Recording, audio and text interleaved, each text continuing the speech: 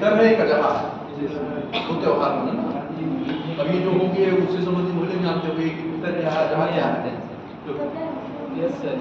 मुहर्रम, मुहर्रम हो गया। आगे सब विराज, सब सब बड़ा सा बात, सब ए विराज, सब ए विराज, मिलाद उल नबी, मिलाद उल नबी,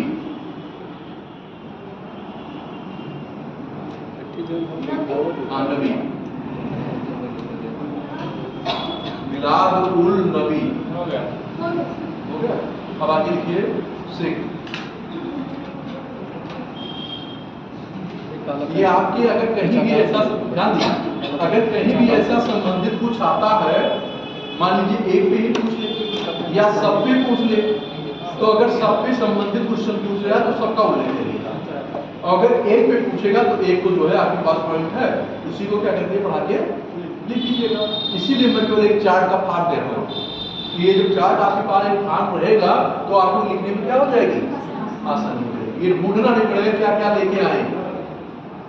अगला वैशाखी, हाँ आपने ठीक चार्ट बनाया है पीछे, आप ठीक बनाया। वैशाखी, प्रकाश उत्सव, प्रकाश उत्सव,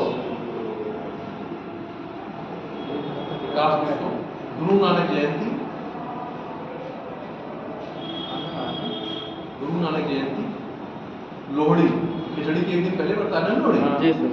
और गुरु नानक जयंती तो 15 तारीख को है, परसों है सर, 15 को छुट्टी रहेगी, छुट्टी रहेगा, कल तो चिल्ड्रंस, कल तो अब ईसाई में लिख दीजिए चिल्ड्रंस डे है, ईसाई में लिख दीजिए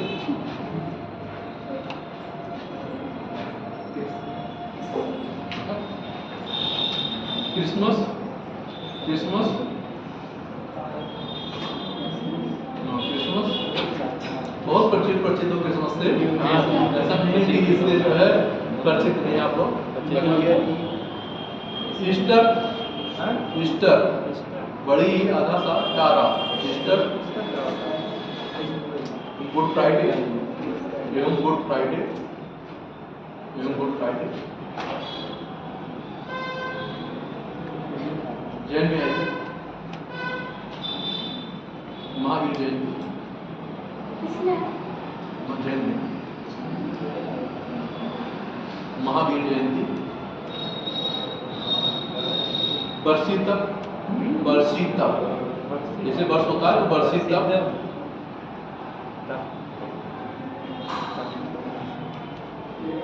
क्षमा बाड़ी पर्व, क्षमा बाड़ी पर्व, पर्व बौद्ध,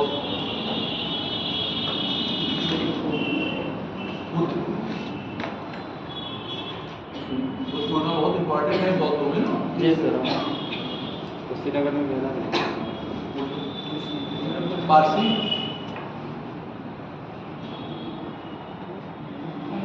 नवरोज, पारसी में नवरोज का बहुत महत्व है ना।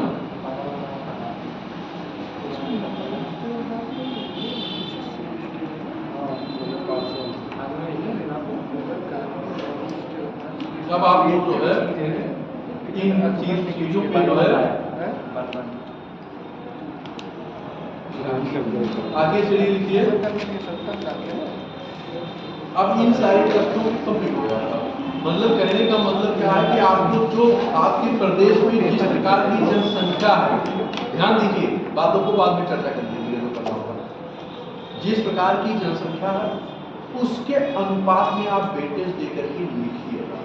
जैसे क्या है कि हिंदुओं में ज्यादा आपने त्योहार दिखाया, मुस्लिमों में भी दिखाया, उसके बाद बौद्ध और उसमें जनसंख्या क्या है आप देख रहे होंगे कि जो हिंदू और मुस्लिम फेस्टिवल हमारे यहाँ मनाए जाते हैं वो बड़ा ठीक ठाक से मनाए जाते हैं, ज्यादा पॉपुलेशन है। लेकिन आप देखिए कि क्या बौद्ध पूर्णिमा, जैन पूर्णिमा या जैन धर्म में क्या इतना ज्यादा चर्चित रहता है? नहीं रहता ना। तो हमारे प्रदेश से संबंधित जब चीजें हैं तो हमें उन्हीं पे ज्यादा फोकस करनी चाहिए, जो हमारे क्षेत्र में कम है उनको कम वेटेज दें। क्वेश्चन लिखते समय इन सारी चीजों को ध्यान दीजिएगा कि जिसका वेटेज ज्यादा है उसको ज्यादा स्पेस, जिसका वेटेज कम उसको कम स्पेस। इससे क्या होगा कि आपके आंसर की जो राइटिंग है आपकी ये समझेगा एग्जामिनर भी कि आपने को अच्छी तरह समझ लिया और उसी के अनुसार महत्व दिया है। ये महत्वपूर्ण चीजें इतना ध्यान रखिए कि जो चीजें महत्वपूर्ण वो न छूटे। जैसे मान लीजिए हिंदू का भी है तो इसमें आप दशहरा न छोड़ें, दीपावली न छोड़ें, होली न छोड़ें, मकर संक्रांति को न छोड़ें, है ना। तो ये सारी महाशिवरात्रि मतलब जो बड़े बड़े पर्व जो बहुत चर्चित, उन चर्चाओं वाली चीजों को जरूर ले सकते हैं। ये चीज ध्यान रखिए। बाकी जो छिटपुट छोटे मोटे हैं उनको छोड़िए, उनसे भी मतलब जो बड़े बड़े जो जाते हैं उनको, क्योंकि इतना आपके पास समय नहीं कि पूरा जो है एक ही पे दे करके हम पूरा क्वेश्चन लिखें।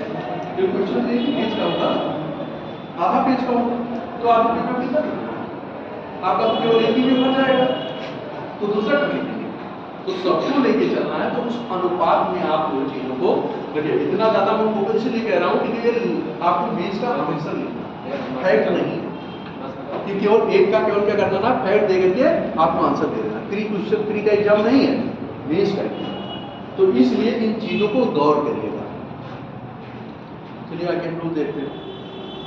ऐसे मेन चीज हम नोट कराते चलेंगे। बात चीज समझ में आ रही है कि जो जो चीजें संबंधित होगी हम आपको एक चार्ट बनवाते चलेंगे और जहां आपको दिक्कत होगी उसको हम नोट करा देंगे। इससे क्या होगा कि अधिक से अधिक चीजों को हम आपको दे सकेंगे, अधिक से अधिक चीजें हम आपको बता सकेंगे। क्योंकि जितनी चीजें हम आपको इस रूप में नोट कराएंगे, क्वेश्चन लिखाएंगे तो थोड़ा टाइम ज्यादा जाएगा, और इस रूप में नोट कराएंगे तो आंसर आपका कंप्लीट है। उसी को हम क्या करेंगे, फटाफट लिखा देंगे, जो हमने लिखा है उसी को थोड़ा थोड़ा बढ़ा के क्या करेंगे, पूरा पूरे क्वेश्चन में आपको दे देंगे। ये तो करेंगे। और वो चीजें मैं आपको शॉर्ट में क्या कर रहा हूँ, नोट करा दूँ, कितनी चीजों को आप मेंशन कर देंगे। अब दीपावली क्यों मनाई जाती है, दशहरा क्यों मनाया जाता है, ये सारी चीजें आपको बहुत अच्छी तरह जानते हैं। बस उन्हीं चीजों को एक एक लाइन में आपको क्या करना है, लिखना। ज्यादा नहीं, बस एक एक 10 शब्द 15 शब्द 20 शब्द, इससे ज्यादा इसमें मत दीजिए।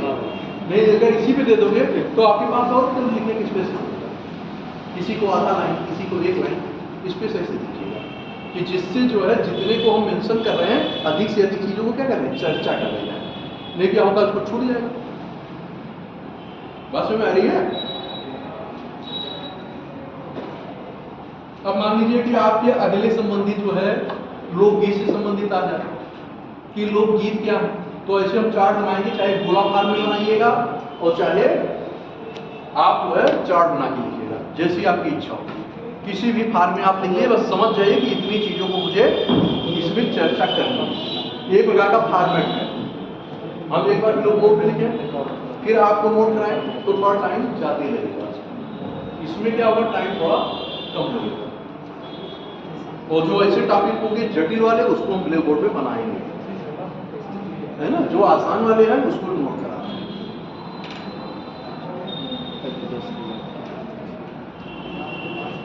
पूर्वांचल क्षेत्र लिखिए, पूर्वांचल क्षेत्र में प्रचलित लोकगीतों का विवरण,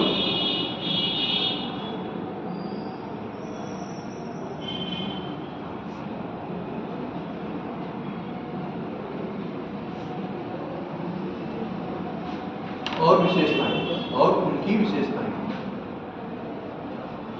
अब देखिए लिख कर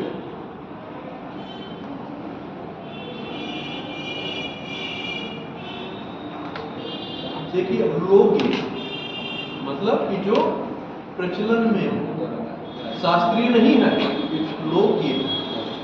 ध्यान रखिएगा, शास्त्रीय और लोकगीत में अंतर है।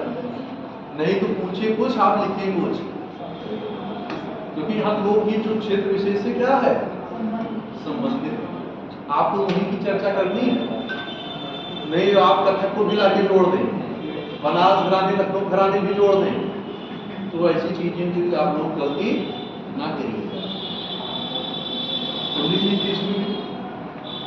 पूर्वांचल क्षेत्र के प्रमुख लोकगीत,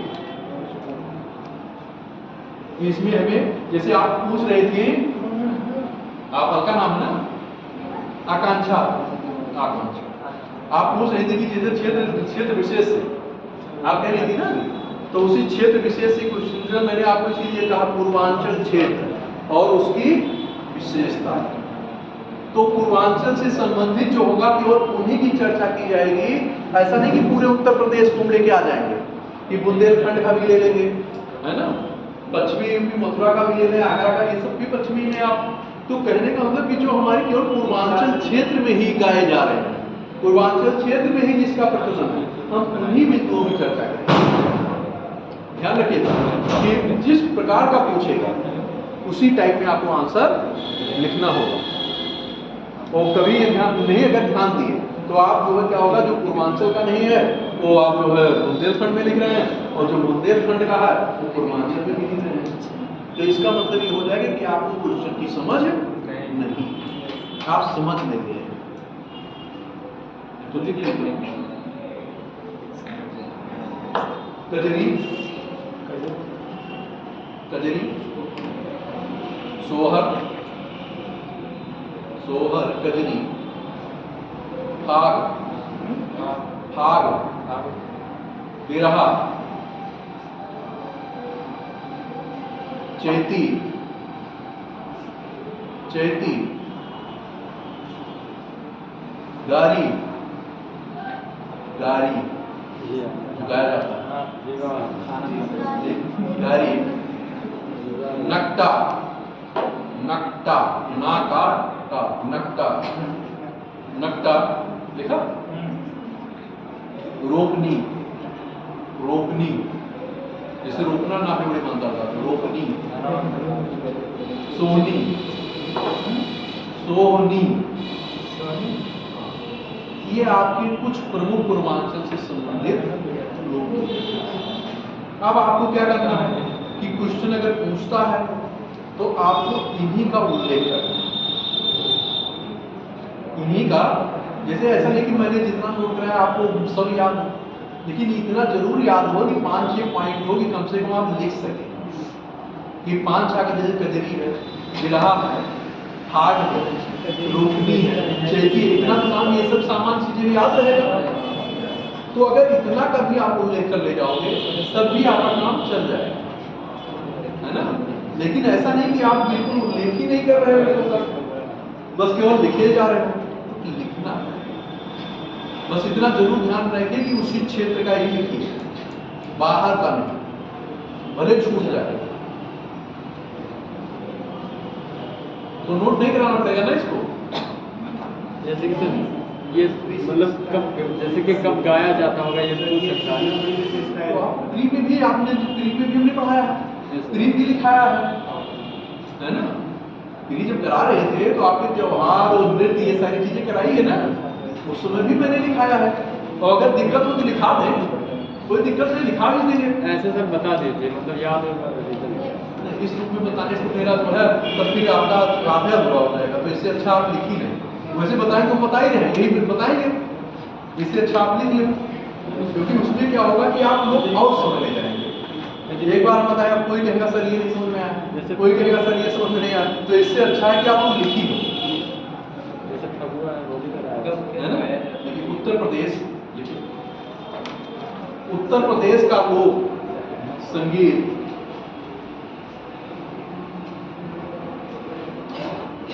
लोकगीत या लोक संगीत जो भी निकली, आम जनमानस की, आम जनमानस की रोजमर्रा के जीवन की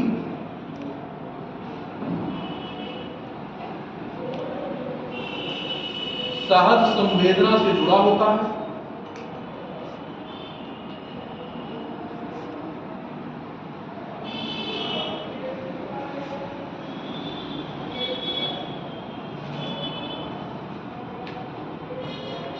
जुड़ा होता है। उत्तर प्रदेश का लोक संगीत, उत्तर प्रदेश का लोक संगीत काफी पुराना और विविधता से पूर्ण है, और विविधता से पूर्ण है।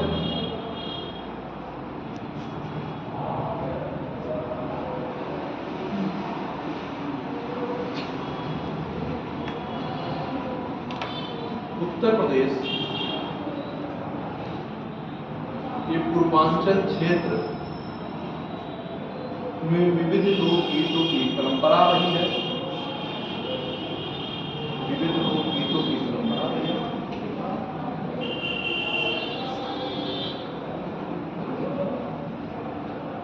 अब आप कजरी लिख लीजिए, कजरी लिख करके उसके आगे लिखिए कजरी। श्रावण मास में गाया जाता है।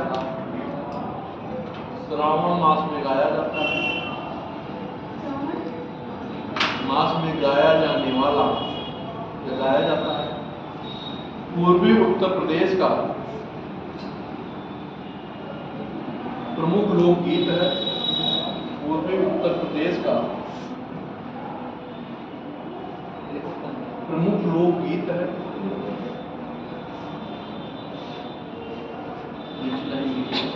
नीचे लाइन लिखिएगा।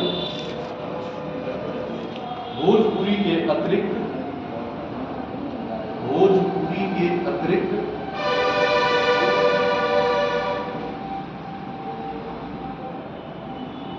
मैथिली व मगही, भोजपुरी के अतिरिक्त मैथिली व मगही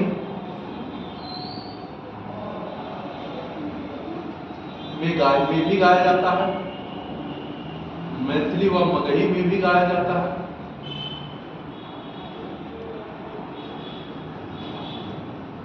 नीचे लाइए। इसकी उत्पत्ति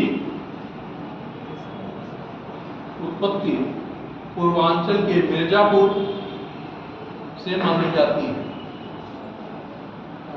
मिर्जापुर कहाँ है? आपकी यूपी में है कि? यूपी में। वहाँ के सांसद अनुप्रिया पटेल, सांसद अनुप्रिया पटेल। वहाँ आपका माँ विंध्यवासिनी का क्या है? विंध्याचल क्या हो गया? नाम पड़ गया। और काफी चर्चित देवी में नवरात्र में बहुत भीड़ होती है। वैसे भी अन्य समय में भी लोग दर्शन करने जाते हैं। गए हो कि नहीं गए? कोई गया? विंध्याचल कोई नहीं गया? दर्शन नहीं होगा। तो कभी जब जाने का अवसर मिले तो जाइएगा, कराइएगा दर्शन। माँ का दरबार है। सब लेके जा। इसकी उत्पत्ति मिर्जापुर से मानी जाती है। लिख लिया ना? जी सर। आगे लिखिए। यहाँ के लोग आरंभ में विंध्यवासिनी देवी के सम्मान में विंध्यवासिनी देवी के सम्मान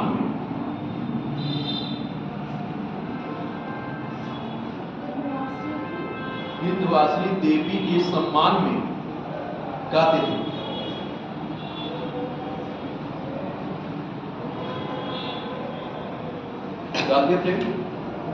आगे चलकर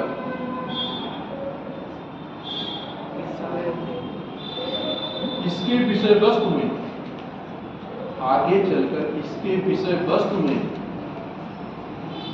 राधा कृष्ण का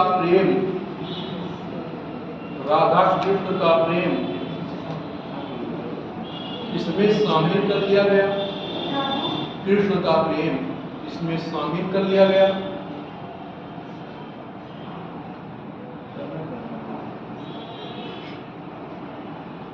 नीचे लिखिएगा, लाइन छोड़ के। कजरी में श्रृंगार रस की प्रधानता होती है। कजरी में श्रृंगार रस की प्रधानता होती है।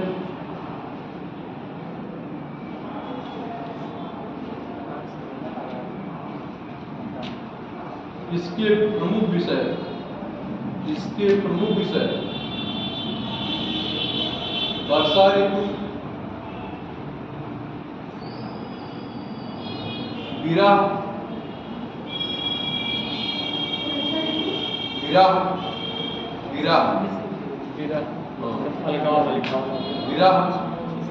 और राधा कृष्ण के प्रेम प्रसंग राधा कृष्ण के प्रेम प्रसंग हैं।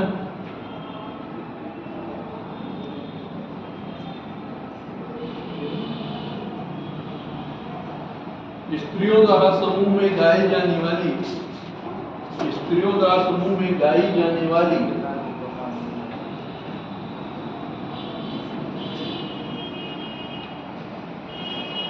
कजरी को ढल मुनिया कजरी कहा जाता है। ढल मुनिया, ढल लिखिए, मुनिया जोड़ दिए, ढल मुनिया कजरी कहा जाता है।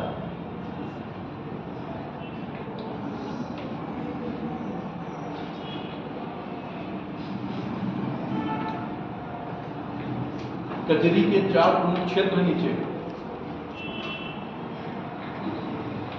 मैं इस रूप में लिखा रहा हूं कि अगर आपसे 125 शब्द का भी पूछे, उस रूप में अगर उससे बड़ा भी पूछे तो आपके पास मैटर हो कि आप क्वेश्चन लिख ले जाए, है ना। जब लिखा रहे हैं तो उस रूप में लिखा दें, थोड़ा स्पेस दे रहे हैं, नहीं 60 में भी लिखा जा सकता था। सही बहुत नहीं, जो आपको लिखाया जा रहा है उतना आपको याद नहीं होगा, उसमें से आप बहुत कुछ भूल जाएंगे। जब परीक्षा में बैठेंगे तो उसमें से और भूल जाएगा, है ना। तो इसलिए थोड़ा जब पढ़ा रहेगा तो कुछ तो याद रहेगा, जो कुछ याद रहेगा तो कुछ तो लिख ले जाओगे, नहीं कुछ नहीं लिख पाओगे। तो इसीलिए जो बढ़ा थोड़ा लिखाया जाता है, इसीलिए जानबूझ के लिखाना पड़ता है, नहीं तो फिर चीजें क्या हो जाएगी, क्वेश्चन नहीं पूरा लिख पाओगे। कजरी के 4 प्रमुख क्षेत्र हैं जिन्हें अखाड़ा कहा जाता है। ये अखाड़े निम्न,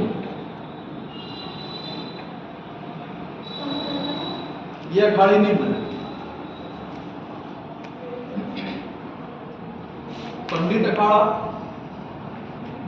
पंडित अखाड़ा, जहांगीर अखाड़ा,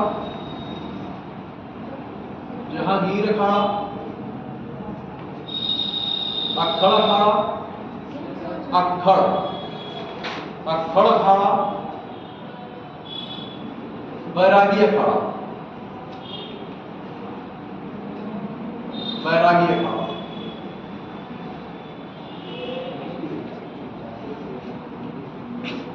अब इसको गाने वाले कुछ व्यक्तियों के नाम ले लेंगे, नीचे लाइन में लिखे। इसे गाने वाले प्रमुख व्यक्तियों में 2-4 नाम दे दीजिएगा लिखते समय।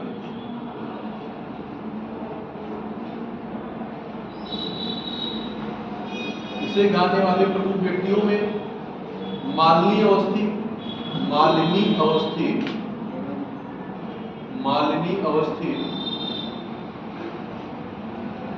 शारदा सिन्हा,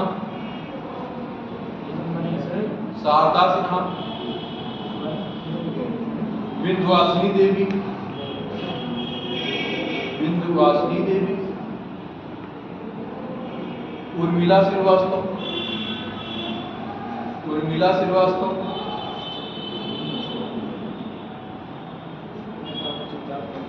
उषा गुप्ता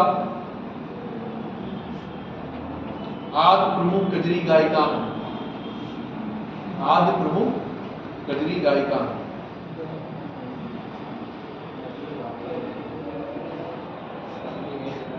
नीचे लाइन में लिखिए, किसी के नीचे जो लिखा है छोड़ दे। यह पूर्वांचल में वाराणसी,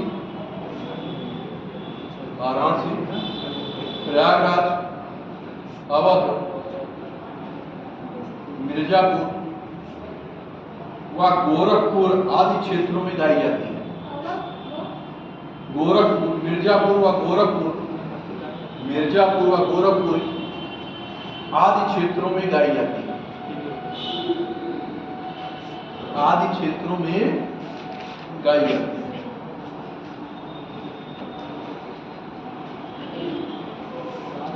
ये आपका कजरी से संबंधित कुछ चीजें।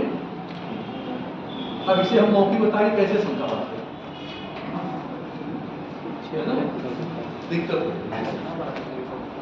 क्योंकि क्या होता है, कुछ चीजें याद रहती हैं, कुछ चीजें हो जाती, समस्या जहाँ की है वही बनी रह जाती। अब इसमें क्या है कि आपके पास जब लिखित फॉर्म में गया तो आप हमेशा उठ के क्या होगा, जो इच्छा हुई तो देख के तो आपकी क्री से संबंधित भी क्या है, अगर नाम जैसे नाम पूछता है, कहीं जाएगा, क्षेत्र पूछता है, तो आपको क्या होगा, आपका क्री का भी तैयार हो जाएगा और आपका बीज का भी हो जाएगा, है ना। तो अगला लिखिए, विरहा। विरहा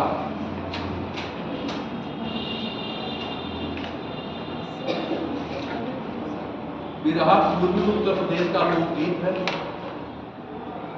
पूर्वी उत्तर प्रदेश का लोकगीत है।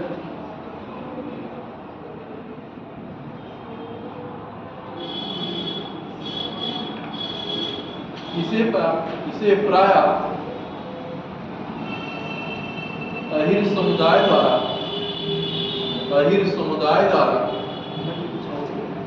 अहिर मतलब यादव, अहिर समुदाय द्वारा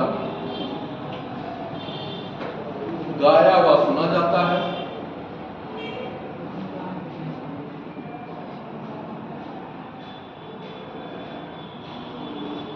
इसका पारंपरिक विषय है, मतलब परंपरा से जो विषय है, इसका पारंपरिक विषय है।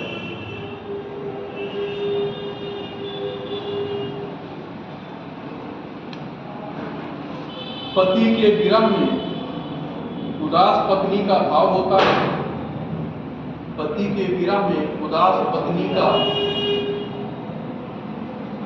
भाव होता है।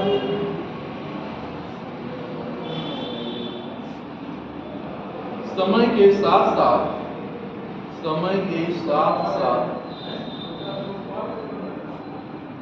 विरहा लोक मनोरंजन के लिए लोकप्रिय हो रहा या हो गया। विरहा देखिए गायन होता है कि नहीं होता अक्सर, लेकिन बहुत आल्हा होता है, विरहा होता है, ये सारे गायन क्या होता है, कजरी होता है। मतलब समय के अनुसार चीजें क्या होती है, गाई जाती है। वर्षा ऋतु में आप देखिए कजरी की धुन गुंजायमान होती है। विवाह के अवसर विवाह के संबंधित गीत गाए जाते हैं। पुत्र के जन्म में पुत्रोत्सव के संबंधित गीत गाए जाते हैं, है ना। तो कहने का मतलब उन चीजों से संबंधित क्या हो रहा है, गायन प्रक्रिया चल रही है, गीत परंपरा चल रही है। अब गांव के लोगों को ये प्रशिक्षण तो दिया नहीं गया था कि आप जो है इनको सिखाया गया हो, लेकिन ये परंपरा कब से चल रही है, वो पुरानी चली आ रही है। आप देखोगे कि आपके दादा परदादा के समय से चली आ रही है, लोग गा रहे हैं, भोर में सुबह में गा रहे हैं, महिलाएं घटी गा रही हैं, शाम को हो रहा है। पुरुष आप देखेंगे कि बाहर जो है अपना चौताल बना के गा रहे हैं। तो इसी रूप में तो हो रहा है फगुआ। इसी रूप में देखिए आप होली के कुछ दिन पहले से फगुआ क्या हो जाता है, गांव में शुरू हो जाता है। लेकिन शहरों में वो उस रूप में नहीं हो पाता, क्योंकि गाँव में ये परंपरा कहाँ से हुई, वहीं से इस परंपरा का क्या हुआ, उद्भव हुआ, और धीरे धीरे वो चीजें क्या हो गई, बढ़ती चली गई। और हर गांव में ये परंपरा आज भी क्या है, जीवित दिखाई पड़ती है। ऐसा तो नहीं है कि कजरी ना हो, या जो है पुत्र के जन्म पे ना हो, या विवाह के समय गीत लगाया, तो आज भी हो रहा है, हर जगह हो रहा है। बस ये है कि कहीं जाते हो रहा है और किसी क्षेत्र विशेष में कम, लेकिन हो रहा है। अब देखिए फाग।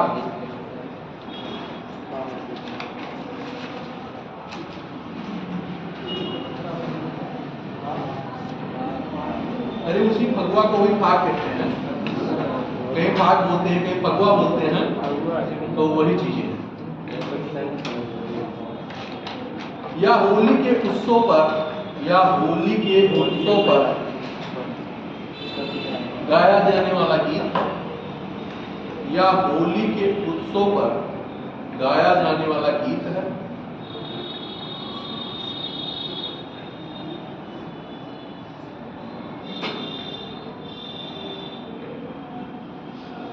प्राकृतिक सौंदर्य और राधा कृष्ण के प्रेम प्रसंग, और राधा कृष्ण के प्रेम प्रसंग इसके प्रमुख विषय। लठमार होली कहाँ होती है? ब्रज उसी क्षेत्र में है ना। गृह में बताया था, दिखाया भी है लठमार होली।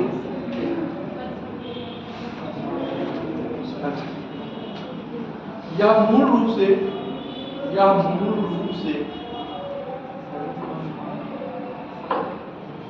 पूर्वी उत्तर प्रदेश में गाया जाता है। पूर्वी उत्तर प्रदेश में गाया जाता है।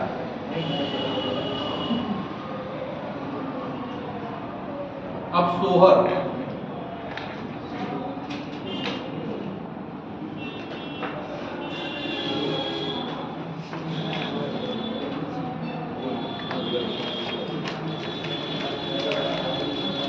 यह उत्तर प्रदेश का एक लोकप्रिय गीत है।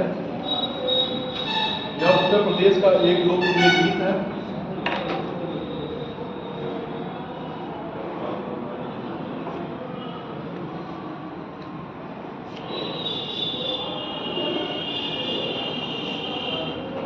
बच्चे के जन्म के समय,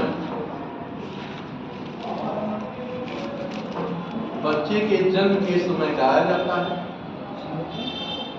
बच्चे के जन्म के समय गाया जाता है।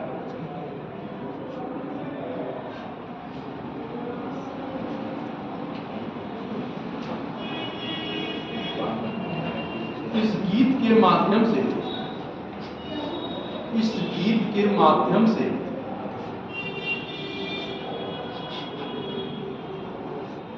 मनुष्य के जीवन चक्र को, इस गीत के माध्यम से मनुष्य के जीवन चक्र को प्रदर्शित किया जाता है।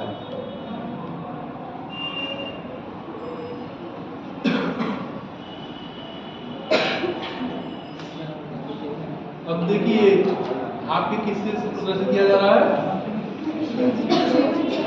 जीवन चक्र से। जीवन चक्र से आप क्या समझ रहे हैं? जन्म मरण, जन्म से लेकर मृत्यु तक। देखिए, एक सामान्य सी बात है कि जीवन चक्र का मतलब कि जब बच्चे का जन्म हुआ तो धीरे धीरे क्रमिक रूप से क्या होगा? बड़ा भी होता जाएगा, विकास क्या होगा? बढ़ता जाएगा। तो जब सारी चीजें बच्चा में पैदा होता है तो सामाजिक रीतियां, लोग, परंपराएं, इन सारी चीजों को जानता नहीं होगा। तो आकर के यही घर समाज यही सारी चीजों से क्या करता है? सीखता है। फिर उस परंपरा का निर्वाह, उस परंपरा का निर्वाह कौन करता है? हम ही आप लोग जैसे करते हैं। क्योंकि जो पहले परंपरा चली आ रही थी, आज वो लोग तो है नहीं भाई, वो लोगों की मृत्यु हो चुकी। अब उस परंपरा का आगे निर्वाह हम ही आप जैसे लोग कर रहे हैं। आगे आने वाली पीढ़ियां इसका निर्वाह करेगी। तो ये चीजें क्या है? हमेशा चलती है। ये जरूर हो सकता है कि उसका रूप कुछ बदल जाए। बात में आ रही है? केवल रूप भी बदल सकता है, लेकिन चीजें क्या होगी? समाप्त नहीं होगी। आज भी आप देख रहे हैं भोजपुरी का लोग गायन, आप देखिए कि भोजपुरी आज क्या है? पूरे पूर्वांचल यूपी और बिहार में क्या है? काफी चीजें अच्छा है, वो प्रसार किया हुआ है। और आज भी क्या है? इससे संबंधित क्या हो गए? विश्वविद्यालय की स्थापना की जा रही है, कॉलेजों की स्थापना की जा रही है। इन सारी चीजों की स्थापना की जा रही है, इसीलिए इसको बढ़ावा देने के लिए ना। अगर ये सारी चीजें नहीं होगी तो क्या हो जाएगी? मृत प्राय हो जाएंगे, खत्म हो जाएंगे। तो हम अपनी परंपरा और संस्कृति से कैसे वाकिफ हों, कैसे जानकारी होगी? तो इसीलिए जो है इन सारी चीजों को क्या किया गया? लिपिबद्ध किया गया कि इससे क्या है, ये चीजें चलती खत्म। यही तो है सभ्यता, संस्कृति, यही सारी चीजें तो है। जब आप पढ़ते हैं तो सभ्यता क्या है, संस्कृति क्या है। आपने इन सारी चीजों को आपके इथिक्स में भी डिस्कशन होगा। आपके इतिहास की शुरुआत में जब हुआ वहां भी इस चीज का डिस्कशन होता है। जैसे कहते नहीं कि अरे ये बहुत अच्छा इंसान है, कैसे कहते हैं? उसके आचरण पे कहते हैं, ऐसे तो कह नहीं देते। जो दुष्ट टाइप का होता है, जो उसके जिसकी कार्यप्रणाली क्या है, नहीं ठीक है, तो आप उसे क्या कहते हो? बहुत खराब इंसान, बहुत गलत बोलता है, किसी का सम्मान करने नहीं आता, किससे कैसे बात करनी चाहिए, किस मर्यादा को कैसे पालन करना चाहिए, उन सारी चीजों को क्या कर रहा है? नहीं कर रहा। तो ये सारी चीजें हमें कहाँ सिखाई जाती है? पहली शिक्षा आपको कहाँ से मिलती है? अपनी माँ से मिलती है, जिसने आपको जन्म दिया। आप धीरे धीरे पहली शिक्षा भी कौन होती है? माँ ही होती है। उसके बाद पिता होता है और घर के मेंबर होते हैं, घर के सदस्य होते हैं। पहली शिक्षा तो वहीं से सीख के निकलता है। तो घर में जिस प्रकार की शिक्षा बच्चे को दी जाएगी वैसा ही तो होगा। जिस प्रकार का बीज का बीजारोपण होगा, पौधा वही तो होगा। अगर हम बबूल का पौधा लगाएंगे तो आम की आशा करें तो क्या आम फलेगा? आम के फल तो आएंगे नहीं, तो क्या होगा? कांटे ही मिलेंगे उसमें। तो उसी प्रकार जिस प्रकार से बीजारोपण हो रहा है उसी प्रकार से क्या होगा? हमें फल की प्राप्ति होगी। तो इस परंपरा का इसीलिए इन सारी चीजों को बनाया गया कि जिससे ये क्या हो, आने वाली पीढ़ियां हमेशा इसका अनुसरण करें और आगे इस परंपरा को जीवित रखें। नई चीजें खत्म हो जाएंगी। भाई जो पीढ़ियां थी उनको करना चाहिए था, लेकिन आज भी उस चीजों को हम लोग क्या किए हैं? जीवित किए। ठीक है, हो सकता है कि कुछ जगहों पे उन चीजों को कम किया जा रहा हो, कुछ जगहों पे ज्यादा किया जा रहा हो, ये चीजें हो सकती हैं, लेकिन किया जा रहा है। बस में जब से संस्कार आपने पढ़े होंगे 16 है ना, आपने आश्रम व्यवस्था पढ़ी, तो कहने का मतलब क्या उन सारी चीजों को बनाया गया था, हाथ बनाया नहीं गया, पहले के समय में बनाया गया था, लेकिन उसका आज भी क्या हो रहा है? निर्वाह हो रहा है, पालन हो रहा है। हो रहा नहीं हो रहा है? हर रूप में आपको दिखाई पड़ रहा है। बस केवल क्या हो गए? रूप। पहले के प्रतिमान में क्या हो रहा था? पहले रिसोर्सेज संसाधन लोगों के अंदर जागरूकता, लेकिन जिस रूप में थे, जिस स्तर में थे, वो लोग उससे साक्षर स्थापित किए हुए थे और उसी रूप में उसका क्या कर रहे थे? निर्वहन कर रहे थे। आज हमारे सामने जिस प्रकार की सुविधाएं हैं हम उसी प्रकार का निर्माण करते हैं। पहले के जमाने में क्या होता था कि विद्यालयों की व्यवस्था नहीं होती थी, पहले लोग किस रूप में विद्यालय पढ़ने जाते थे। लेकिन आज जो है, आज देखिए आप, विकास ही तो है कि आज आप किस रूप में पढ़ने आ रहे हैं। पहले आपने सुना होगा कि गांव में या पहले की बहुत दूर दूर विद्यालय होते थे, रास्ते नहीं बने हुए थे, तो लोग पानी में हल करके जाते थे, अंडरवियर हो गए, टी-शर्ट पहन के जाते थे, ये तो पहन के जाते थे, और ड्रेस बहुत कम लोगों के पास होती थी। आपके दादा परदादा जो होंगे बताते होंगे कि हम लोगों के समय में वो व्यवस्थाएं नहीं थी। आप लोग तो स्कूल रूट में विद्यालय गए, कहते होंगे, सुनते भी होंगे कि आप लोग क्या है, स्कूल रूट में विद्यालय जा रहे हैं, उसके बावजूद भी क्या है, स्कूल जाने का मन नहीं करता। तो कहने का मतलब ये है कि उस समय संसाधन नहीं थे, आज संसाधन है कि आप देखोगे कि आपके 2 किलोमीटर 4 किलोमीटर के एरिया में बहुत सारे विद्यालय स्थापित। पहले क्या था कि 15-20 किलोमीटर की एरिया में एक विद्यालय होता था। आज आप देखोगे हर गली में विद्यालय स्थापित है। तो धीरे धीरे विकास का ही परिणाम है।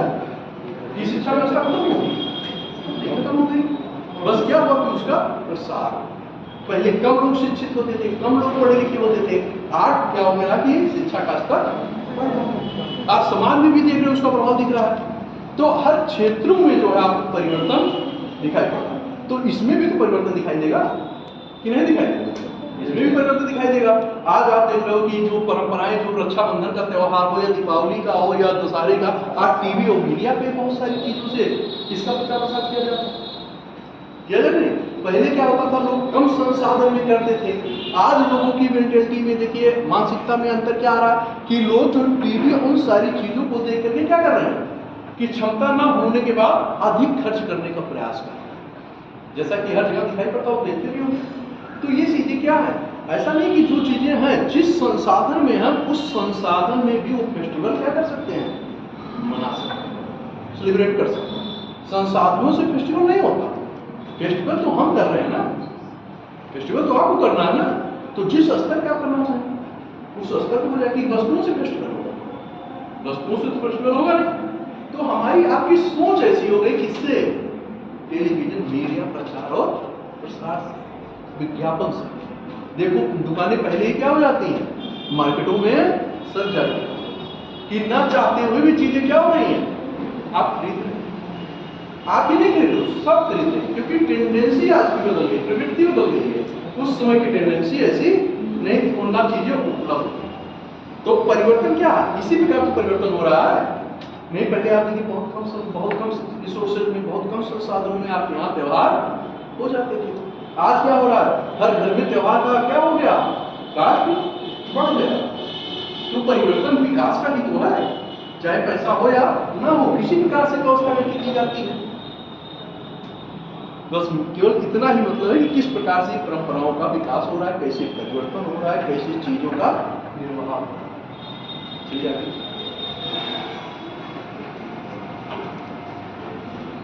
सोहर हो गया था ना, चैती, क्या सोहर हुआ है ना, चैती।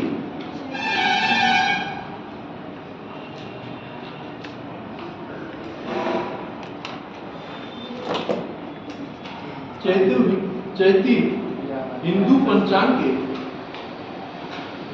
चैती हिंदू पंचांग के चैत माह में गाया जाने वाला गीत है।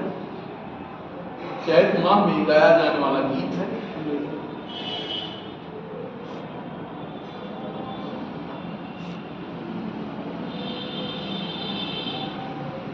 यह पूर्वी उत्तर प्रदेश में मुख्यतः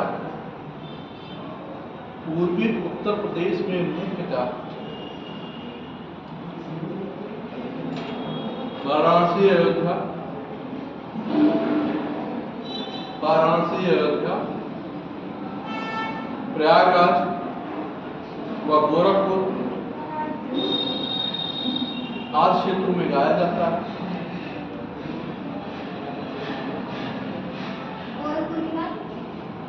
आदि क्षेत्रों में गाया जाता है।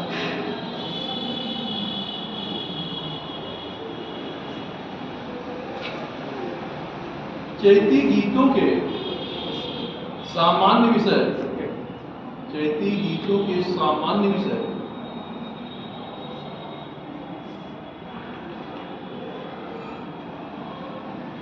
प्रेम प्रकृत होते हैं। प्रेम का माना गया प्रकृत, प्रेम प्रकृत होते हैं। चैत नीचे लाइन लिखेगा, लाइन चेंज करें। चैत भगवान श्री राम का जन्म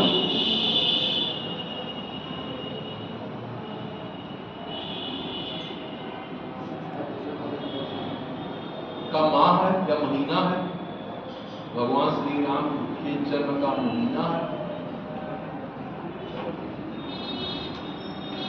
अतः चैती गीतों के हर पंक्ति के अंत में, हर पंक्ति के गीतों के अंत में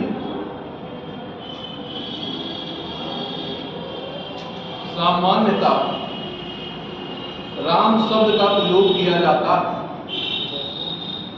राम शब्द का प्रयोग किया जाता है।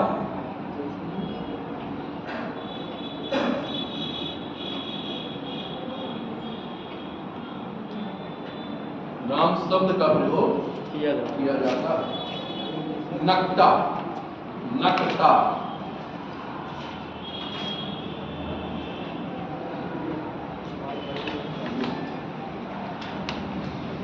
इसे पूर्वांचल क्षेत्रों में गाया या सुना जाता है।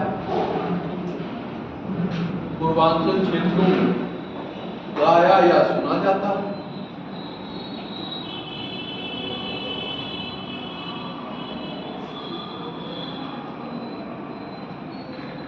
अगला रोपनी, रोपनी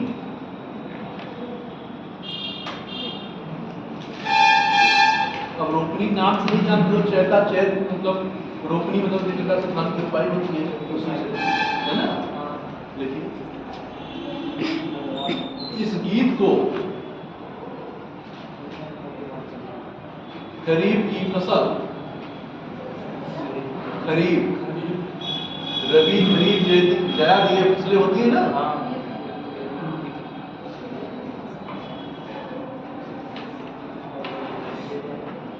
धान की रोपनी के समय गाया जाता है। जब धान लगाया जाता है उस समय गाया जाता है।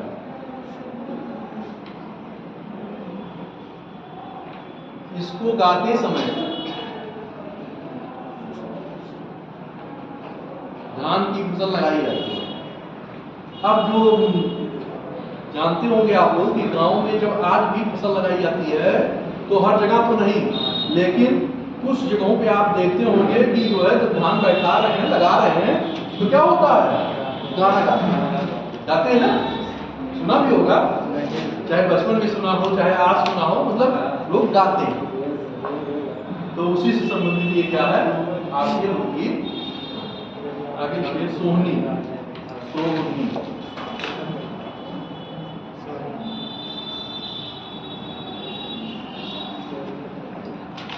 पूर्वांचल में इसे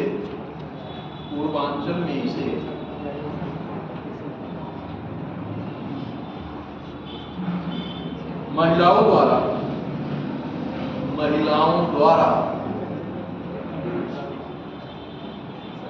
धान की निराई गुड़ाई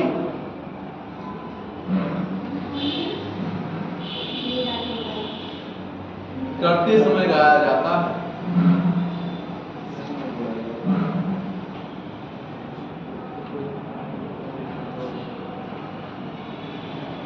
गाली, कुछ क्षेत्रों में बहुत गाली दी जाती है, और कुछ क्षेत्रों में कम थोड़ा गाई जाती है, लेकिन कुछ क्षेत्रों में बहुत अच्छी तरह से गाई जाती है, जिससे आप लोग जानते होंगे, है ना। तो देखिए कि ये किस समय गाई जाती है। ये विवाह के समय आप सभी लोग जानते हो गाई कहाँ गाई जाती है, उसी समय गाई जाती है। और कुछ क्षेत्रों में ऐसी गाई जाती है कि है ना, तो इससे आप लोग जो है जानते हैं, मुझे बताने की जरूरत नहीं है। तो ये क्षेत्र कुछ जगह पे आज मर्यादा और ख्याल रखा जाता है, और कुछ जगहों पे क्या है कि मर्यादा और धर्म का ध्यान नहीं।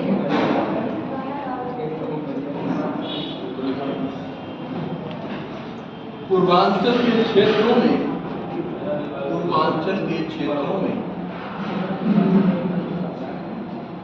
इसे विवाह के अवसर पर महिलाओं द्वारा गाया जाता है। सुना सभी लोगों ने होगा, ऐसा नहीं है कि सुना नहीं होगा, शहरों में भी गाया जाता है ना। ऐसा नहीं कि केवल देहात में ही गाया जाता है, शहरों में भी गायन होता है। तो वहां सुन करके सभी लोग जान गए होंगे कैसी गाली गाई जाती है, वहां बताने की जरूरत या हमें डिफाइन करने की जरूरत नहीं। आगे लिखिए। अतः उपयुक्त विवरणों से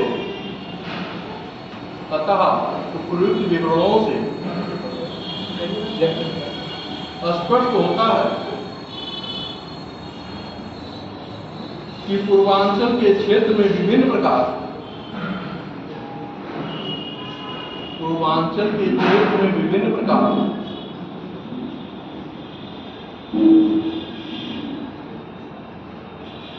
लोकगीतों को भिन्न भिन्न समय में गाया जाता है।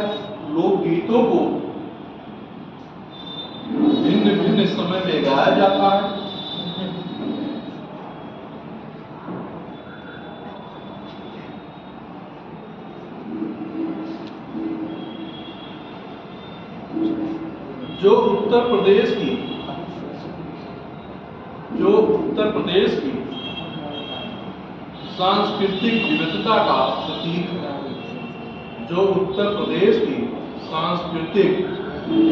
का प्रतीक है।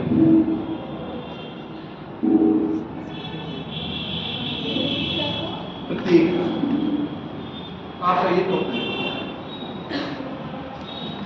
अब इन चीजों को आप देख करके ये जान सकते हैं या किस समय कब और किसके उपलक्ष्य में इन सारी गीतों का आयोजन किया जाता है। क्या पीछे कुछ आवाज आई है? अच्छा, कोई बात। अब जैसे ये सारी चीजें थी कि आपकी लोकगीत, अब होता है महोत्सव। आपके उत्तर प्रदेश में कुछ महोत्सव का आयोजन, कुछ महोत्सव बताइए। फ्री के समय मैंने बहुत सारे महोत्सव आपको गिनाए थे जो पढ़ा रहे थे, बहुत सारे महोत्सव आपको बताए थे कि आयोजन किए जाते हैं उत्तर प्रदेश में। जैसे सर रामनवमी पे अयोध्या में महोत्सव लगता है, दीपोत्सव। देखिए, लखनऊ महोत्सव, सैफई महोत्सव, इस्लाम महोत्सव, कबीर महोत्सव, ये सारे महोत्सव ही तो हैं। तो जो महत्वपूर्ण है, जिसका ज्यादा प्रभाव है, हमें वही पे लेके चलना है, छोटी छोटी चीजों को लेकर, जो मेन है वो चलिए महोत्सव को विषय में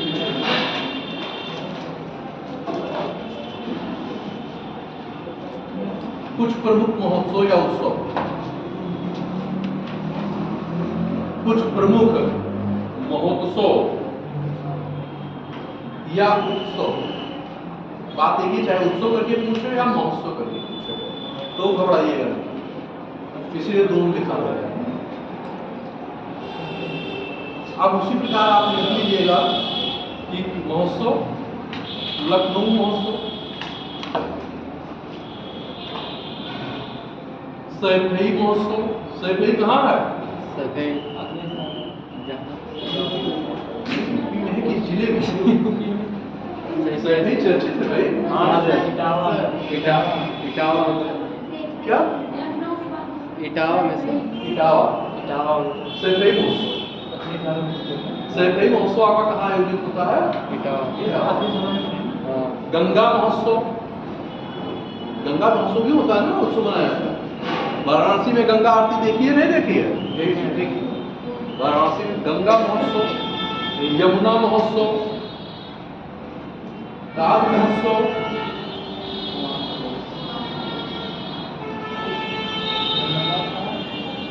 कबीर महोत्सव या उत्सव,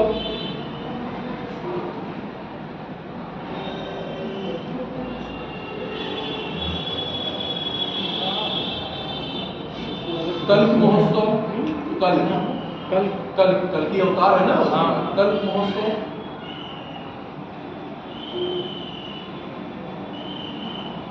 कंपिल या काम्पिल महोत्सव, कंपिल महोत्सव,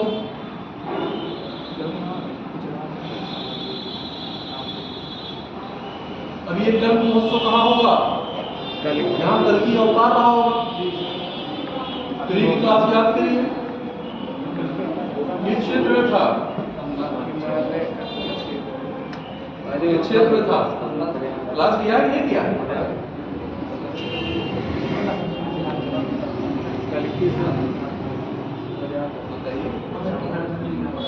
चलिए संभल, कल की मान लीजिए संभल, संभल। कंपिल के सामने ब्रेकर में फर्रुखाबाद जिला है। मतलब आपको क्षेत्र तो पता हो कि क्षेत्र में कहाँ दो मनाया जाता है। जब आप क्षेत्र को नहीं जानेंगे तो कैसे समझेंगे कि महोत्सव का क्या मतलब है?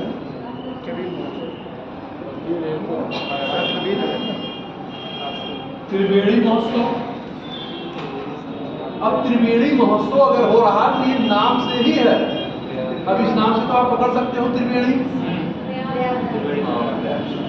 क्योंकि गंगा यमुना सरस्वती का वहां क्या हो रहा है? त्रिवेणी हो रही है ना, तीन नदियों में क्या हो रहा है? संगम हो रहा है। तो नाम से ही चीजें क्या हो रही है, स्पष्ट कर रहा है कहां से संबंधित है। तो ये कुछ आपके जो है खास महोत्सव, इनके विषय में आपको कुछ चर्चा करनी है। अब इसको आप जो है कर लीजिएगा अपने स्तर से। अब हम कुछ मेलों के विषय में बताएंगे। ऐसे जो है हम आपको चार्ट बनवा देंगे। जब चार्ट बनवा देंगे तो आपको समझने में चीजें आसान हो जाएंगी।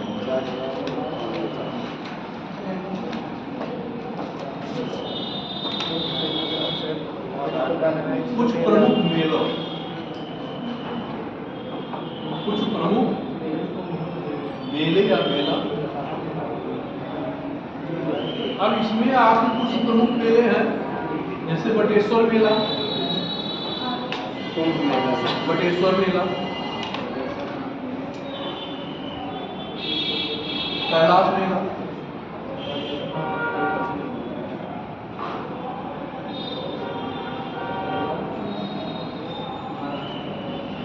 कैलाश मेला, बटेश्वर, आगरा जनपद, आगरा, आगरा। कैलाश मेला आगरा। अब कैलाश मेला आगरा से थोड़ी दूरी पर कैलाश नामक स्थान पर मनाया जाता, तो वो आगरा।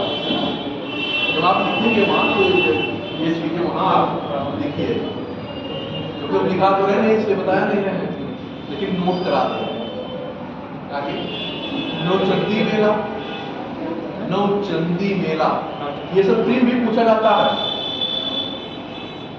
नौचंदी कहाँ है?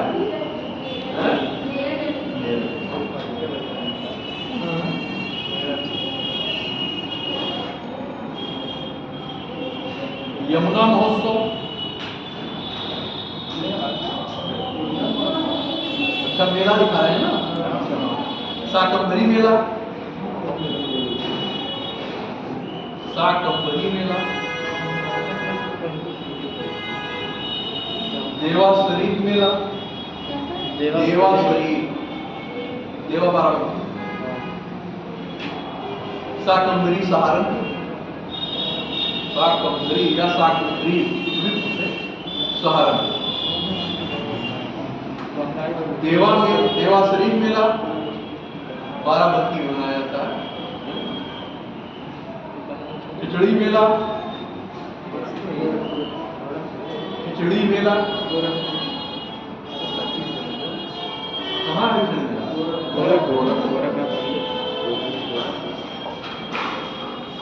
गोविंद साहब मेला,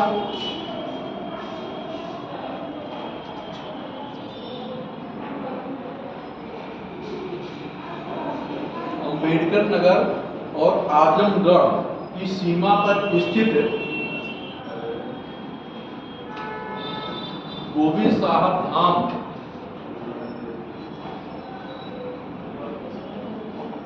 जहाँ जो है अम्बेडकर नगर और आजमगढ़ की सीमा है, वहां पर गोविंद साहब जो है धाम है, उसी के उपलक्ष्य में ये मनाया जाता है। उसको इसलिए मैंने लिखा दिया। त्योहार पे आइए कुछ।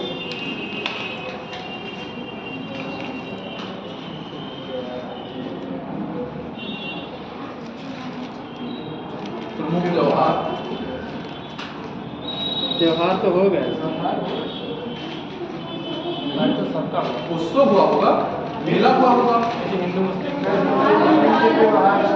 त्योहार से लिखे हो।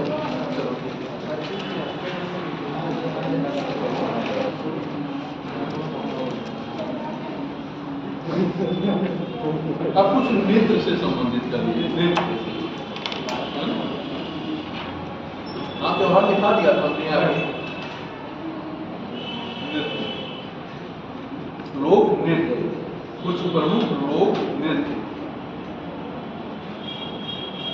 अब इसको क्या होगा कि आपकी ये प्री से भी संबंधित है और मेन से, दोनों में क्वेश्चन पूछे जाते हैं, तो इन चीजों को याद रखना बहुत जरूरी है।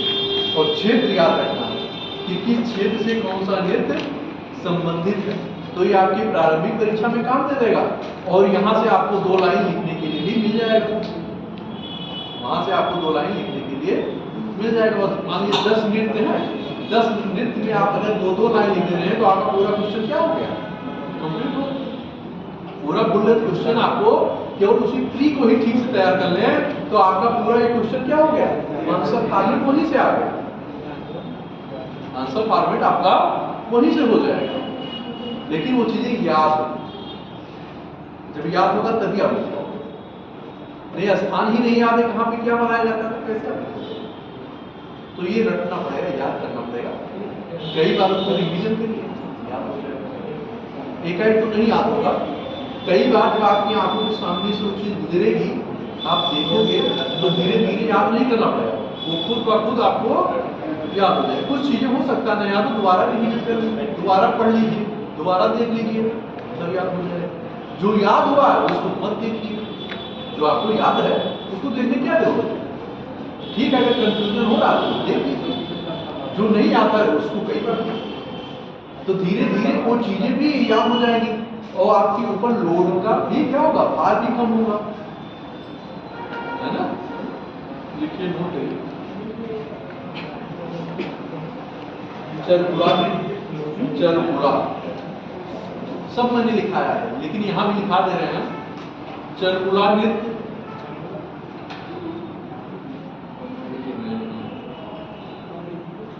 भेड़िया नृत्य, भेड़िया नृत्य, हाँ भेड़िया नृत्य, चौलर नृत्य, चौलर पराऊ मात्रा ला ला, चौलर, चौलर नृत्य, कलाबाजी नृत्य, कलाबाजी नृत्य, रास, रास नृत्य व्रत क्षेत्र से संबंधित है ना? रास रसिया। मयूर नृत्य, मयूर मोर वाला मयूर है ना, मयूर नृत्य, धोबिया नृत्य, धोबिया, धोबी होते हैं ना, धोबिया, धोबिया नृत्य, धीवर नृत्य, धीवर पर बड़ी मानता वारा, धीवर नृत्य, धोबिया, धीवर, कर्मा, कर्मा नृत्य, सब आपको जो है पढ़ के आए। पासी नृत्य, पासी समाज द्वारा बनाया है, पासी नृत्य,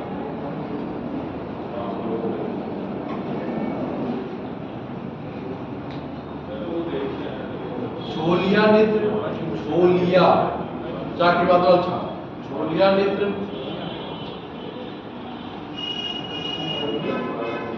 नौटंकी नृत्य, नौटंकी में नाटक होती है ना, सुना कि नहीं नौटंकी? देखे भी है, देखे भी हो गए, अब लेकिन सर विलुप्त हो गया, अब सर विलुप्त की कगार पे है। अक्सर कम मतलब दिखाई देता है, लेकिन ये है कि देखा जरूर होगा। गाँव में क्या होता है कि नौटंकी आज कहाँ आ रही है, नौटंकी तो पहले क्या होता था, पहले क्या होता था कि गाँव में नौटंकी होती थी तो लोग क्या होते थे, गाँव में पुरुष और महिलाएं बच्चे सब क्या होते थे, सम्मिलित देखने जाते थे, और रात में ही क्या होता था, नौटंकी का आयोजन किया जाता था। इसलिए रात में किया जाता था कि जिससे सभी लोगों को क्या होगा, समय होगा। नहीं बाहर क्या होगा, सुबह खेती किसानी का काम है, बाहर कोई क्या रहा है, तो इन सारी चीजों को करने क्या मतलब है, तो इसीलिए रात में ही आपने देखा होगा कि नौटंकी का आयोजन किया जाता था। तो ये सारी चीजें जो है चिर परिचित है आप लोगों के लिए। कठपुतली भी होती है, कठपुतली भी होती है, वो भी सर नृत्य में आएगा सर, वो किस चीज का है? वो कठोरा नहीं होता है। तो जैसे नृत्य बहुत सारे नृत्य हैं, ऐसा तो नहीं कि केवल ये क्षेत्र विशेष से संबंधित नृत्य की चर्चा की जा रही है, तो आपके उत्तर प्रदेश से संबंधित चर्चा की जा रही है, तो हमें केवल इतने देखना है कि जो उत्तर प्रदेश से जो जुड़े हुए हैं उन्हीं की चर्चा करें। अगर ये ऐसे तो ऐसे बहुत सारे नृत्य हैं, बहुत सारी चीजें हैं, तो उसको आप रुचि है हम नहीं, ये सारी चीज जैसे आवाज मत करिए, क्योंकि जो चीजें बात हो रही है आपकी विषय से संबंधित ही हो रही है, बाहर की चीजों की चीजें नहीं हो रही। जितना आप इसे सुनेंगे समझेंगे उतना ही आपको फ्री में और इमेज में दोनों में फायदा होगा। नहीं सुनेंगे तो नुकसान आपके लोगों का होगा।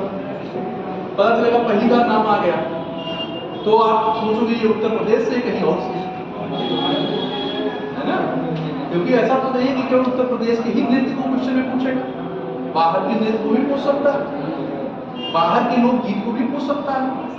तो आपको तो ये जानकारी होनी चाहिए कि हमारे प्रदेश से संबंधित कौन है, क्योंकि वो प्रदेश के संदर्भ में पूछ रहा है, तो प्रदेश के संदर्भ में पूछ रहा तो याद नहीं होना चाहिए, और जो नहीं है उसको पहले, सबसे पहले तो अगर मुझे जानकारी है तो जो नहीं उसको हटा दो ऑप्शन, ये ऑप्शन होगा ही नहीं। आसान हो गया ना कि दो ऑप्शन एक ऑप्शन क्या हो गए, हट गए। इसका मतलब क्या है कि दो में से एक तो होगा ही, तो आप इससे क्या होगा 50% आपका आंसर तो ऐसे साफ हो गया, क्लियर हो गया कि आप 50% बचा। अब आपको दो में से एक विकल्प चुनना है, तो आपकी क्वेश्चन सही होने की संभावना 50-50 हो जाएगी, आपकी क्वेश्चन सही होने की संभावना 50-50 हो जाएगी। तो जब चारों विकल्प आपको नहीं पता थे तब कैसे आप चेंज करोगे? तब दिक्कत हो जाएगी ना, क्योंकि माइनस मार्किंग भी है। अगर माइनस मार्किंग भी है, पता चलेगा जो आप सही कर रहे हो तो गलत हो गया, तो दूसरे में से भी क्या हो गया, आपके मार्क्स कट गए सही क्वेश्चन से। तो इसे भी ध्यान रख के चलना है ना। अब कुछ आप लोग प्रमुख लोक नीतियों की चर्चा बुंदेलखंड से, बुंदेलखंड से संबंधित क्या है, क्योंकि बुंदेलखंड से संबंधित जरूर पूछता है, प्री में भी और मेंस में भी पूछा जा सकता है। प्री में जरूर एक आध डाल देता है लोक नृत्य, बुंदेलखंड क्षेत्र से संबंधित लोक नृत्य।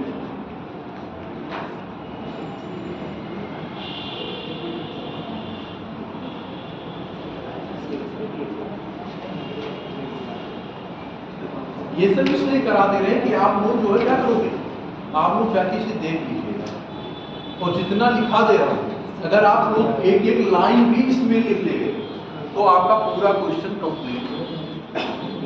एक एक लाइन जितना पॉइंट में लिखा दिया है करा दिया, अगर एक एक लाइन भी आप लिख लोगे तो आपका पूरा क्वेश्चन कंप्लीट। अब इतना तो एक लाइन में मुझे लगता है लिख लोगे कि नहीं लिखोगे?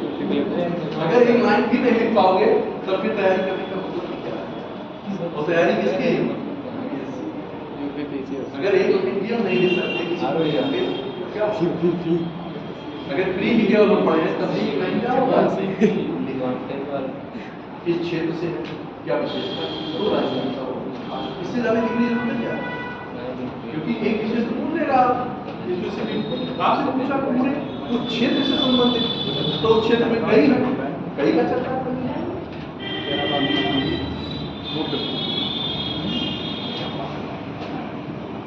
बुंदेलखंड के प्रमुख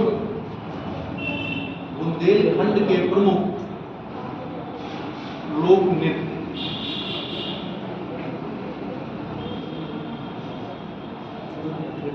इसको आप लोग फॉर्मेट रूप में ही बना रहे हैं ना। हाँ, फॉर्मेट में ही बनाइएगा जिससे आपको पढ़ने में रिकॉल करने में क्या होगी, आसानी। और जब फॉर्मेट में नहीं बनाए रहेंगे, एक तरफ से पूरा लिखे रहेंगे तो क्या होगा, तब ना तो आप पढ़ पाएंगे और ना याद होगा। इसलिए एक चार्ट के रूप में ही आप जरा, जैसे हम लोग चार्ट बना के लिखते हैं ना, उसी फ्लो में आप लोग क्या करिएगा, लिखिएगा। बुंदेलखंड से संबंधित लोक नृत्य या प्रमुख सहरा नृत्य, सहरा नृत्य सब आप लोग जानते हो, सब कराया गया, ऐसा नहीं नया नाम नहीं बोलो। सहरा नृत्य, ख्याल नृत्य, ख्याल आधा खा या पराग मंत्र ला, ख्याल नृत्य, ख्याल नृत्य बुंदेलखंड में।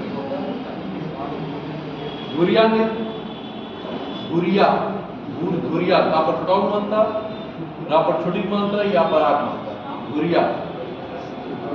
पाई डंडा नृत्य, ये सब प्री में पूछे जाते हैं, बहुत बार पूछे गए हैं। धुरिया, पाई, डंडा ये सब जो है बहुत पूछे गए हैं। ख्याल, ये सब सहरा, ये सब बहुत बार पूछे गए हैं आपके प्री एग्जाम में। देवी नृत्य, देवी नृत्य। राई नृत्य, राई,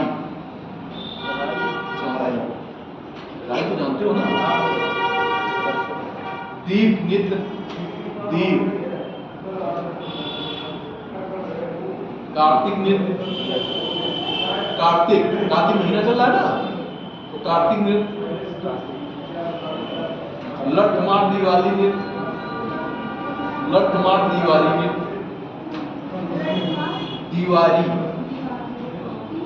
दिवाली नृत्य। अब इसमें से जो है आप जो है 5-6 का भी उल्लेख करिए। ऐसा नहीं कि सारा ही आप जो है नहीं आ रहे, 1-2 का तो आप बढ़ा देंगे, क्वेश्चन कैसे लिखेंगे, कोई दिक्कत नहीं। 5-6 याद है तो बहुत आसानी से आप आंसर लिखेंगे।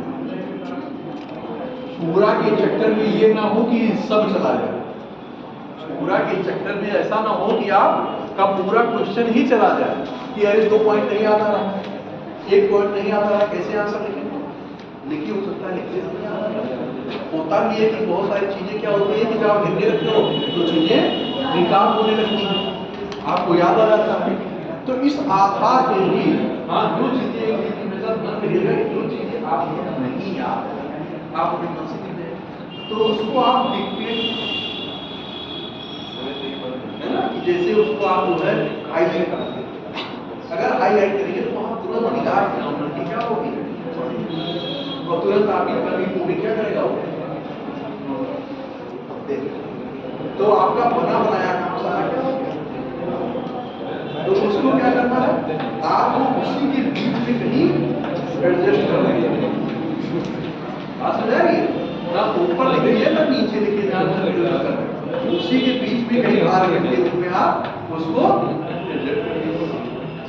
इससे क्या होगा कि ऊपर की 2-4 लाइनें और नीचे की 2-4 लाइनों पे ज्यादा फोकस होता है। ये आपके लेखन राइटिंग कि कैसे आप करें, कैसे अपनी कमियों को वहां छुपा करके एक बेहतर आंसर के रूप में अपने आप को प्रेजेंट, जिससे मेरा नंबर भी मिल जाए और मेरा क्वेश्चन का आंसर भी क्या हो जाए, दोनों चीजें होगी। आपके मार्क्स हो सकता था तो आपके मार्क्स क्या हो गए आपको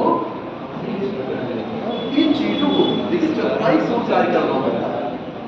ऐसा नहीं है कि कहाँ पे हमें किस स्पेस में कैसे करना है, फॉर्मेट कैसे बनाना है, और सारी कलाबाजी सारी चीजें आपकी फॉर्मेट में यही आपके आंसर की पृष्ठभूमि। और किसी अगर ये चीजें आपको याद है तो कोई भी क्वेश्चन लिखने में आपको कठिनाई, और ये चीजें नहीं याद है तो रटा रटाया पैसे में पूरा आपको दे दिए। तो ये रटने भी कम इससे हम आसानी से रट सकते हैं, वाइट में थोड़ा थोड़ा तो है तो ये आपका जो है ये काम चल रहा है। कोई बात हो बुंदेलखंड से संबंधित है?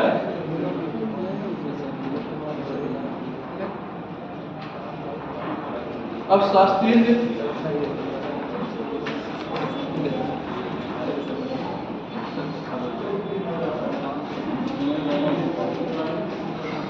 अब आप शास्त्रीय भी एक लिखाएंगे नहीं क्योंकि टाइम भी आपका हो रहा है। शास्त्रीय नृत्य सुनिए, शास्त्रीय नृत्य आपका कौन सा उत्तर प्रदेश का, और इससे संबंधित 2 ही घराने क्या थे, बनारसी जाते क्या थे। तो शास्त्रीय घरानों पे जब आप करेंगे कथक को तो उससे संबंधित चीजों पे बनारस और लखनऊ को जरूर ध्यान दीजिएगा। और आपकी प्री में भी क्वेश्चन पूछता है उससे संबंधित नाम क्या है, कथक के गायक के नाम क्या है, गायिकाएं कौन सी हैं, और किस घराने से संबंधित, किस घराने से संबंधित है उसको ध्यान रखिएगा। ये आपका शास्त्रीय नृत्य से संबंधित क्वेश्चन पूछेगा तो ऐसा ही पूछेगा कि शास्त्रीय नृत्य क्या है, किस घराने, शास्त्रीय नृत्य का प्रभाव या शास्त्रीय नृत्य का सबसे अधिक विकास किन क्षेत्रों में या किस घराने का योगदान है या प्रभाव है। किसी भी रूप में क्वेश्चन घुमा के पूछे, चाहे जिस रूप में पूछेगा इसी के इर्द गिर्द, बस हमें ध्यान रखना है कि हम उस बिंदु से हटके नहीं, है ना। हमेशा आपके केंद्र में हो कि अगर शास्त्रीय पूछ रहा है तो हमें शास्त्रीय मानकों के अनुसार लिखना। लोकगीत में आपने किया चल जाएगा, लोकगीत तो लोक क्षेत्र से संबंधित है, चाहे जैसा थोड़ा बहुत इधर उधर होगा चल जाएगा, लेकिन शास्त्रीय में आप थोड़ा बहुत इधर उधर नहीं कर पाएंगे। तो कहाँ पे स्पेस है और कहाँ पे स्पेस नहीं है, इसको ध्यान में रख के चलना है हमेशा। बस में आ रही है। तो जहाँ इस प्रकार के प्रतिमानों से संबंधित मैं इतना कोसली क्यों बोल रहा हूँ, क्योंकि जब क्वेश्चन आएगा तो उस समय आपको ये चीजें आज बता रहा हूँ याद है, लेकिन 10 दिन बाद वो चीजें, क्योंकि मैं जो 2 दिन पहले ही कराया वही चीजें नहीं निकाल हो रही हैं आपको, तो हम कैसे मानेंगे उस समय तक याद रहेगा, है ना। तो जब चीजें 2 दिन में स्लिप कर जा रही हैं तो लंबे समय तक कैसे लंबे समय तक तभी रह सकता है कि जब बार बार उसको हम रिवीजन करें, पढ़ें, तभी। मान लीजिए हमें हर सब्जेक्ट पढ़ना है, उसी के आधार पे प्री में तो आप जिस प्रकार से इसका वेट देते हैं मेंस मुख्य परीक्षा में आपके 400 नंबर का वेटेज है, क्योंकि 5वां और 6ठा पेपर आपका 400 नंबर का वेटेज ले रहा है, तो आपको इस पे गौर करना होगा, ध्यान देना होगा, ज्यादा फोकस करना होगा। नहीं तो क्या होगा, आपका मेंस एग्जाम क्वालिफाई कभी नहीं होगा। अगर ये 2 पेपर आपके खराब हो गए तो कभी भी मुख्य परीक्षा में आप सफल नहीं होगा। तो इस वेटेज के अनुसार, जिस प्रकार का जिसका वेटेज है उसी के अनुरूप हम उसको समय दें अपने पढ़ाई में। लेकिन पहले क्या है कि अब पहले प्रारंभिक परीक्षा उत्तीर्ण करनी जरूरी है, क्योंकि जब प्रथम चरण ही नहीं कर पाएंगे तो द्वितीय चरण में जाएंगे। तो सबसे पहली प्राथमिकता क्या है कि हमें प्री के लेवल उस स्तर पे लाना है कि जिससे मेरा प्री एग्जाम क्वालिफाई हो। और आपके प्री एग्जाम के क्वालिफाई होने में आपकी 70% की तैयारी लगभग हो चुकी है। 70% तैयारी आपकी हो चुकी है, अगर ठीक से आप पढ़ेंगे। नहीं पढ़ेंगे तो तैयारी आपकी लेवल की नहीं है। मैं मानता हूँ ठीक है, 70 नहीं 50 तो हो जाएगी, 50% तो हो जाएगी। तो जब 50% हो जाएगी तो 50% तो आपको क्या करना है, फोकस करना है इस पे। तब जो 50% हम तैयार है ऑलरेडी, तो 50 पे ही तो ज्यादा ध्यान देना है। बाकी जो फैक्चुअल चीजें जो उस प्रकार की हैं, हमें उनको क्या करना है, छोड़ देना, क्योंकि उसमें तो हमें सबको याद करके लेके चलना है, क्योंकि वहां से क्वेश्चन उठा लेगा। लेकिन यहाँ इस टाइप का क्वेश्चन नहीं उठाएगा कि एक स्पेसिफिक स्थान से एक बिंदु उठाएगा, बीच से तो अच्छा पूछेगा नहीं। तो जब इस प्रकार का नहीं पूछेगा तो आधा तो समस्या आपको वही साथ होगी, आधी समस्या आपकी वही खत्म हो गई। तो चीजों को इस आधार पे लेके चलना होगा। लेकिन सबसे पहले क्या करना होगा कि प्री को क्वालिफाई करना होगा। उस स्तर की तैयारी जो है तो दे रहा है कि नहीं कोई, इसमें कोई पार्टिसिपेट कर रहा है नहीं?